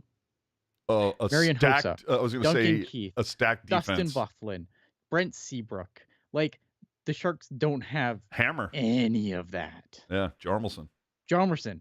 Yeah, like the there's the Sharks to have nothing close to that playing right now. But I do agree. Like I think this is something like that Mike Greer has to keep in mind, that I think you want to, if you are going to turn this thing around, this is why I want the Sharks to start taking steps, because as these guys start coming in, the Dickinsons, the Chernishevs, the, you know what I mean, the Musties. Again, I'm not saying all these guys are going to work out. Some of them might not, but you want to get when these guys are starting to come in, you want to win while these guys aren't getting paid mucho dollars. Because I think that's becomes a problem. Like you look at Ottawa, they drafted all these guys, right? And I think they've had injury problems and stuff too, so it's not like a complete one-to-one parallel. But like Ottawa's had to pay all their guys, and they've had no playoff games to show for it. It's still fun. Still fun to think about. All right, giveaway time. So I brought it up last week. There's a pile of stuff over here. It's like multiple shirts. There's a scarf. There are signs. There are autograph signs. There are hats. You're going to get a prize pack. Some of them, I'll show you a couple. Let's see. We have a Barracuda hat. This was given away for the 10th anniversary for the CUDA. We have a Stars and Stripe Sharks hat, snappy, from Mitchell and Ness. Very nice. We have a nice, I folded it up, but it's a nice Sharks t-shirt. Just the standard teal logo.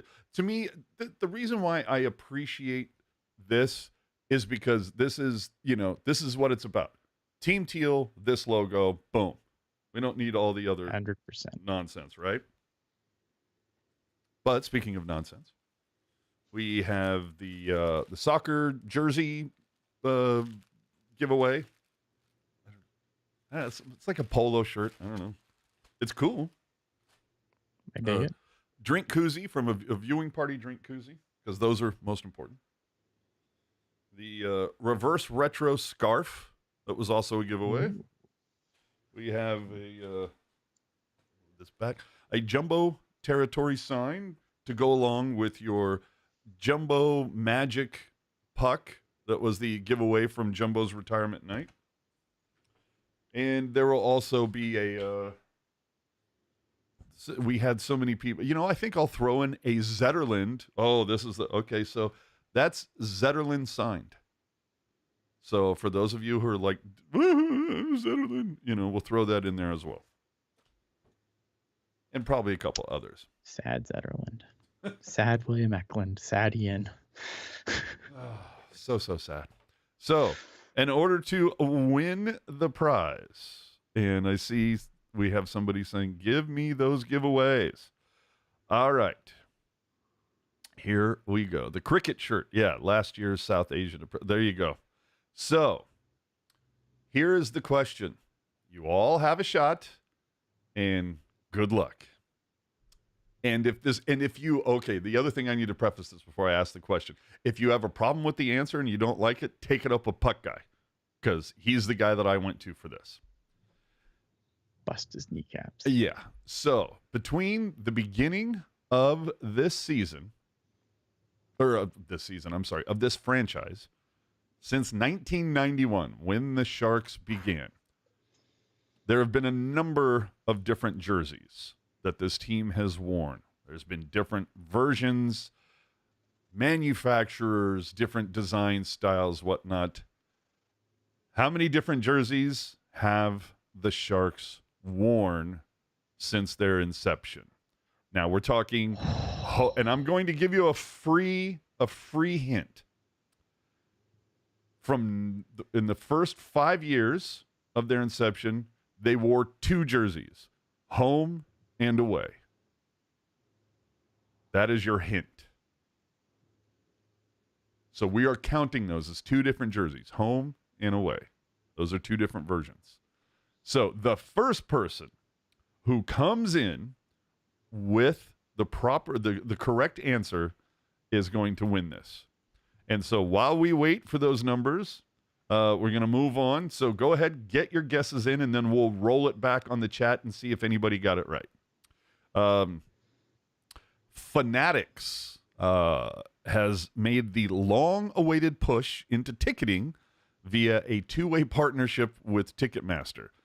In short, Fanatics will sell tickets, and Ticketmaster will now sell merch. So 2 companies that currently operate with a massive reputational deficit have partnered. And I was like, well, what's next? A partnership between Comcast and PG&E? Oh, my God. You know, and it's like, at this point, I'm waiting for Fanatics to take over merchandising for touring music artists. But this is like, you literally have two of the most, I just want to say, companies that, you know, don't have. Oh, by the way, just to let you know, we have a winner. okay. We'll get to it in a second. Let's let that marinate. Let that marinate. Oh my God, this is like, I don't know. But like this is like the worst people in the world combining. This is the worst Voltron ever. Yeah. Ugh. So It's like the car Voltron. It's garbage. Yeah, this is Not good. I like Alden. Ticketmaster has found a new way or a new outlet to rob the public. Be right back. Put this dog out quick. I'll be right back. Yeah. So, I mean, I can't wait to see how this is going to happen. It's going to be, two companies that just have really bad reputations among their consumer base. It's just tough. Oh shit. Lacey has questions. Are we counting second generation teal with the silver versus the second generation teal with the gray as 2 different jerseys? I would. Yes, we did. We were very specific about that. We would call that shimmer, by the way. No lube either. You right. You damn right. Oh my God.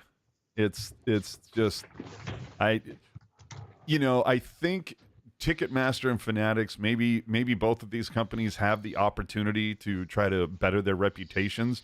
Hopefully they take this opportunity to do so, but man, they have a big mountain to climb.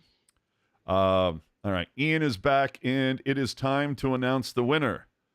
And let's throw it up on the bottom of the screen here. A guy and his dogs. 26 is, in fact, the number. So we have 2 first generation home and away. We have 4 second generation home and away. That is the shimmer version, silver, if you will, and then the not shimmer, gray. We have the 3rd generation home and away, also known as the edge version. We had the 4th generation home and away with that front number, the next wave. Then you have fourth generation home and away, no front number. Then you have then you have fourth generation Adidas transition, where they switch to that. Then you have the current home and away, the Evolve jersey. And then you've got a number of alternates. You've got the 97 teal that became their second generation. You have the black chevron striping. You have black armor. You have black stealth. And then you have the current Cali fin. Mm-hmm. You have two reverse retros, one stadium, and two heritages. And when you add all that up, that's 26. So a guy and his dogs. Okay, now here's the whole thing. I should have mentioned this, and I always forget to do this. A guy and his dogs. Are you in the continental 48 United States? If not, we may have a problem. But if you're in the U.S., we can ship this out to you. Hit me up, aj@tealtownusa.com with your address and, like, hey, I'm the guy and his dogs, blah, blah, blah. But are you in the contiguous 48 states? We shall wait. The other thing I do want to talk about, which I think is very funny. He's in Sacramento. We're good. Oh, he's in Sacramento. Fuck, I might deliver him.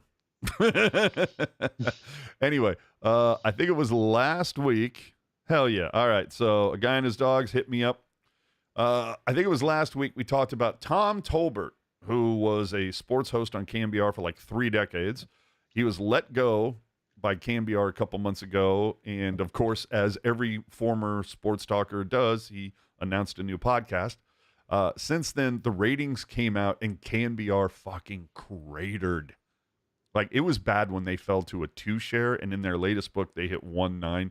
This station, it's like, I don't even know how they don't go to only playing Giants games, and then the rest of it's syndicated stuff. The 49ers driving off a cliff didn't help, but good Lord, local sports talk radio is dead, people. And it's spreading because Odyssey announced a bunch of layoffs across their various sport radio outlets. But the one thing we will say is cool about that, aj@tealtownusa, my man. That's the email. The good thing that we can say with Tom Tolbert is he earlier this week did an hour with Drew Remenda uninterrupted. That's nice. So check that out. Again, the benefit, that's the reason why sports talk radio on terrestrial radio is dead. You don't have to listen to shit that you don't want to hear.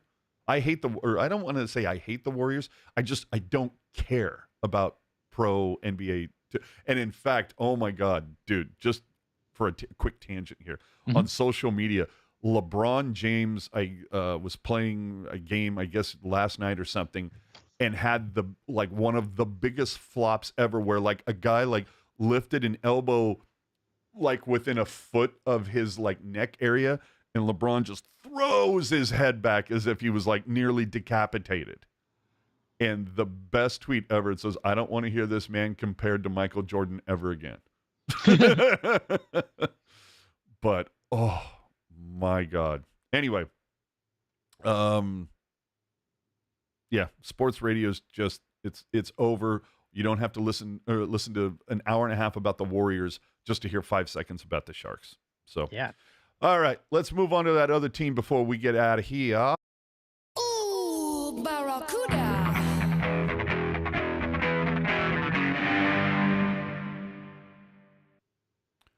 So, last time I looked, the Barracuda stay 5th in the Pacific Division by percentage.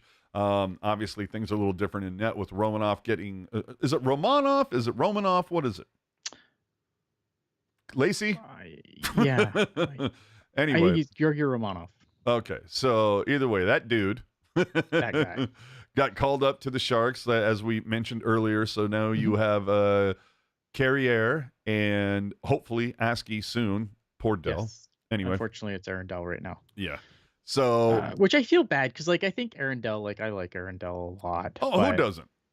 But Father Time is knocking. No, and dude's a total metalhead, which I appreciate. So, anyway, Cuda played 3 this week. At least they pulled points in all 3. First, a 5-4 overtime loss, a back and forth lost in OT after former Shark Justin Bailey assists former Shark Ryan Carpenter for the game winner. Podolsky, Dewar, and Cardwell, and is it Hatch? What is it? Hache. All walked away with 2-point nights, and Carriere stopped 23 of 28.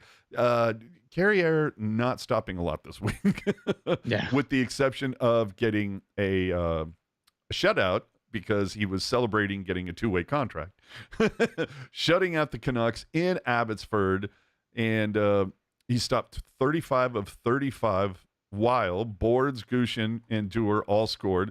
Bordelot and Gushin, their tallies came with the man advantage, so, the power play is working. And then in Game 2 in Abbotsford, sadly, it's a 5-4 overtime loss despite Colin White scoring 2 goals. Bordelot, Walker, and Regenda each with 2 points. You can see Dewar had a hell of a week. He was all over the score sheet this week. I think he's been great since going down to Barracuda. I think, again, right? Like, it's one of those guys that comes in where I think he's like... So it's the Mike Greer special, really good AHL player, mediocre NHL bottom 6 guy transitionally. Like Lacey is saying it's Romanov. Romanov, yeah, Okay. Georgi Romanov. All right, so it almost sounds it has a kind of an Italian flair on that. I like that. But either way, all those points weren't enough in the second game versus Abbotsford because former Shark prospect Linus Karlsson, Linus or Linus? Linus. Yeah. Sends the game to overtime and then scores the game winner in extra time. Was that Dahlin? Yeah, Jonathan Dahlin. Yeah. Yeah. God damn it. So anyway, that's the way the week would shake out for the CUDA. What needs to change for this team to get back on track since, I don't know, October? They need to win. They need to win consistently. That's the problem. Their efforts are inconsistent. They look like an absolute world beater one night, and then the next night they look fine or mediocre, or they have like an incomplete effort, or it's the Barracuda special of let's just take a bunch of penalties and see if we can hold our lead. It's kind of a dealer's choice. Jeez, like a tiger getting personal. Bordelot's been great lately. Fuck Jules. Oh wow, poor Jules. Now, to be fair, she's not here to defend herself right now, but I'm sure she'll have something to say about that the next show. Yeah, I agree. Like Tiger's saying, they need Askarov back, and I think having Askarov back would help a lot. But he's got to find his game again too, because he was not good before going out with injury. He had a rough go. Yeah. So they do need him to get back, but I don't think that the Barracuda game plan can be we're just gonna make Askarov make a 1,000 saves, and we're gonna continue doing the bullshit that we do and make Askarov, pull us out of the fryer. Like, I think they need to play better consistently. I think that, again, I've said this many times, I'll say it again. I think the John McCarthy experiment should be over at the end of this season. I think that this team, I think there's too many problems with this team that have continued. The roster has gotten better, but it's a lot of the same stupid reasons how they're not good. And I think they started hotter than they probably they started really, really hot. And I think they're probably back to where I think they should be, given some of the call ups and stuff. But at the same time, this is a team that's basically played 500 hockey since the end of November. It's March now. Well, Molasses saying they are 3-0-2 in their last 5. All I see is points in the standings. Great. But but again, you win a game, you lose a game. You win a game, you lose a game. Well, I think he's pointing out that, at least they're still collecting points. They are collecting in the losses. Points. And I look at, and I think I said this yesterday on the show. Like, they played Abbotsford twice. Abbotsford is a team that is that's right behind them, and taking 3 points, is not a bad way to end that weekend. Only giving Abbotsford and only giving Abbotsford 2, so they gained a point on Abbotsford in that swing. It's good. I just think you want more, man. I want consistency, and that is what the Barracuda have failed to do since November. Or you could say they've been consistently mediocre, I guess. What do you think about Sempcast in the chat? Yeah, I just want change at this point. So you don't even care if it's like Team Canada, Dennis Williams? It's No, like I think look at I think if it's that guy, like I haven't really given a ton of thought to like what coaches out there that could replace John McCarthy. I'm So, just tired of J-Mac. but I'm just tired of John McCarthy, man. Okay, but you're not saying let's bring back Roy Sommer. No, God, no. No. I just think I think they gave John McCarthy enough rope at this point. The team, I think the team should be playing better than their record is. Yeah, with the talent that is there now, I would agree. So this week, the CUDA are going to play a pair in Tucson against the Roadrunners. The other thing that needs to be called out, Wednesday night, holy crap, talk about prospect watch. Quentin Musty had a goal and an assist. That goal was the game winner versus the Niagara Ice Dogs. Then Dickinson has a goal and 2 assists and a 5-0 rout over the Bulldogs. And then Igor Chernyshov, 2 goals, 2 assists, and a 5-3 win over Flint. I don't know if they've done anything else this week with those numbers. I would think they did. But, dude, I almost feel like just based on these numbers, and granted, like where they're at versus the NHL, totally different. But this Chernyshov might end up being like the biggest steal in NHL history, it feels like, for the Sharks. I mean, this kid is just doing nothing but point. Yeah, I like. Look at Chernishov's great again. Like I like these guys. I like what they're doing in junior hockey, but it's junior hockey, and I always get really nervous because I know a lot of people are like, oh well, what about Chernyshov or what about Musty? And like Chernyshov can play on the Barracuda as soon as next year because he was drafted out of the KHL. Obviously Quentin Musty is a guy who's going to turn pro next year. But again, like I get nervous when people like this is what the Sharks are going to look next year. Musty's going to be here and whatever. Yeah, it's going to be great. And it's like it probably won't be. Like I'm not saying these guys are going to bust out, but like let's let them make the adjustment to turn pro. Like I just want to see the adjustment. Again, I'm really high on these on the draft classes, especially the drafts. Like I think I don't love the Philip Beestead draft, but I don't think that was Mike Greer's draft to begin with. I don't believe Mike Greer came in. That was the one where they traded down, right?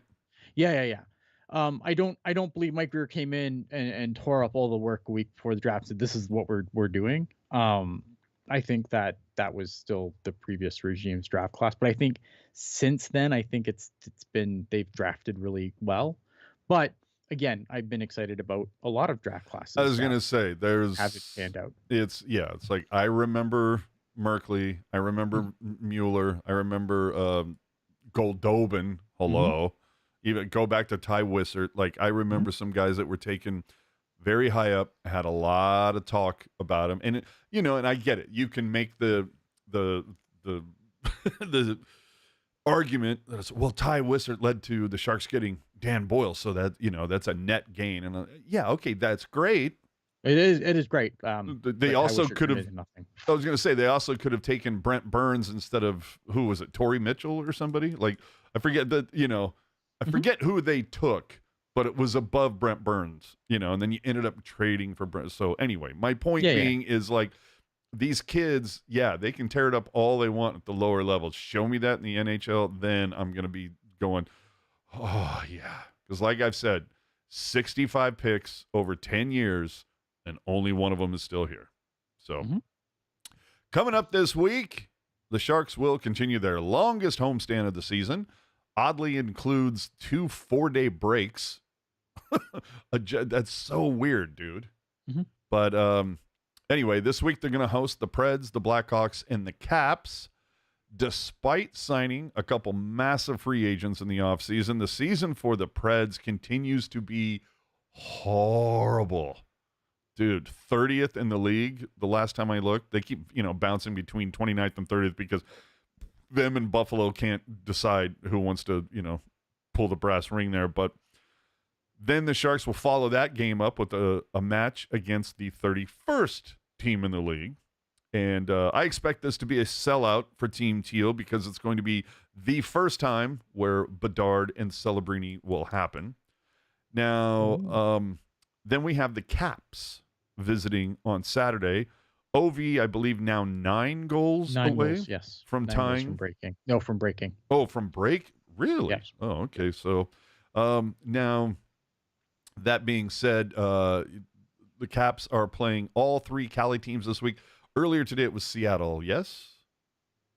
Scored against Seattle? Am I right? Okay. So, but he would need a hell of a week to, 9 goals. He would, in order to fucking, tie or break, he'd at minimum would need a hat trick in both games against Anaheim and LA. Right. And then would need probably multiple, and then he'd still need like a multi-game. Yeah. you need 3 hat tricks basically to do it in San Jose. Yeah. So my point is, Felix, run me that money next week. So, but all that being said, I am blown away by the lack of publicity for this. You got Bedard coming in. It's the first time Bedard and Celebrini are going to face each other. And I really haven't heard anything pushing that. And then the Ovi thing. Now, granted, I can kind of understand maybe they're not pushing the Ovi thing because, like we just mentioned, the idea of him getting 3 hat tricks in 3 games, probably. Yeah. Now, to be fair, we're talking about a Sharks team that gave up 10 goals twice last season. It's true. But I'm a little surprised we're not seeing more publicity for that. But yeah, even if even if he's not gonna break the record, but I mean, like, how many more seasons? Years do you think Ovechkin's gonna play? And he's gonna go down as we didn't think anyone was going to beat Gretzky's goal record, so I'm not going to say like this is an unbreakable record, but I think it's going to be a long time before we see somebody put up goals the way Ovechkin has to this extent, right? And will he do it this season?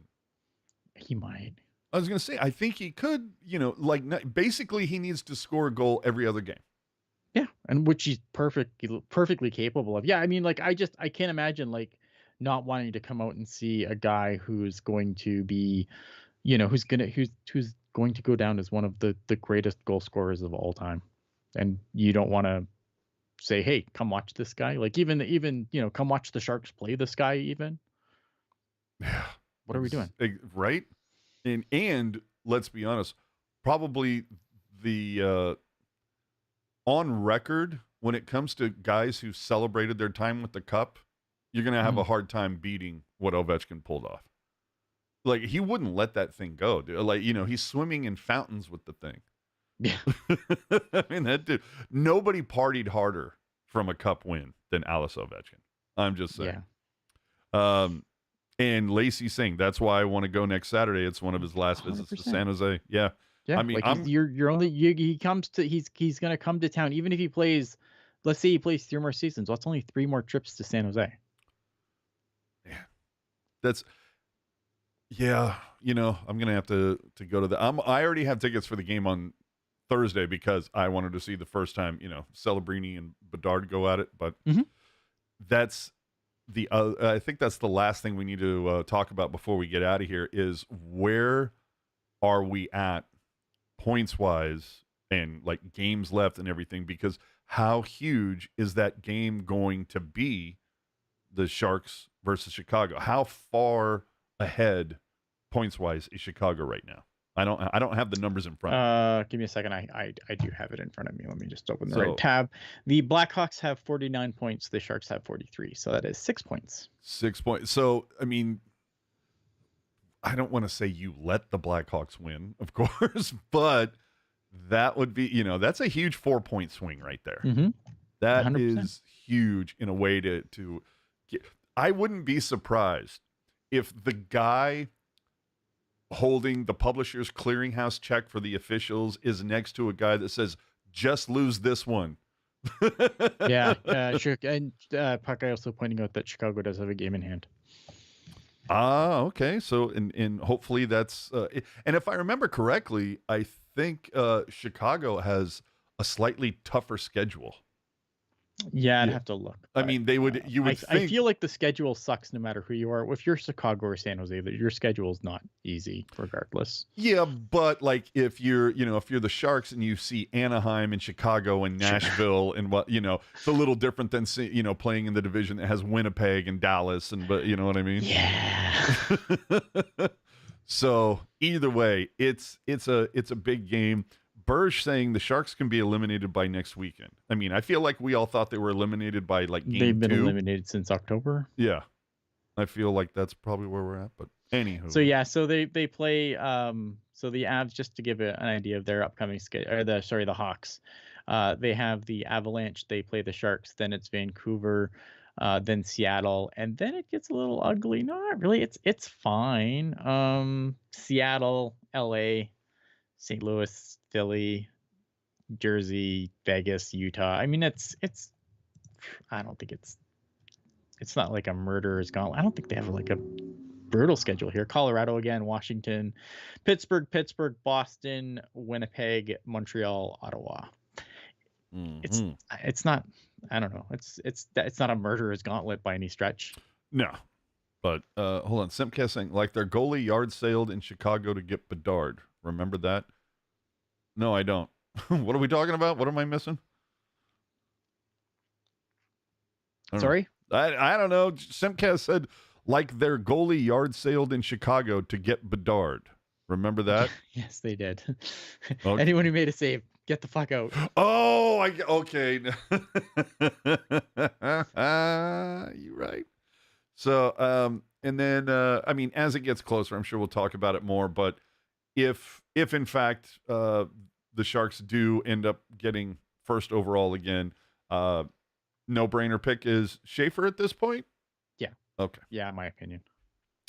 All right, so remember to do that like and subscribe thing to help keep us ad-free. You can use that super chat option, or better yet, use Venmo. You can find us at Tealtown USA.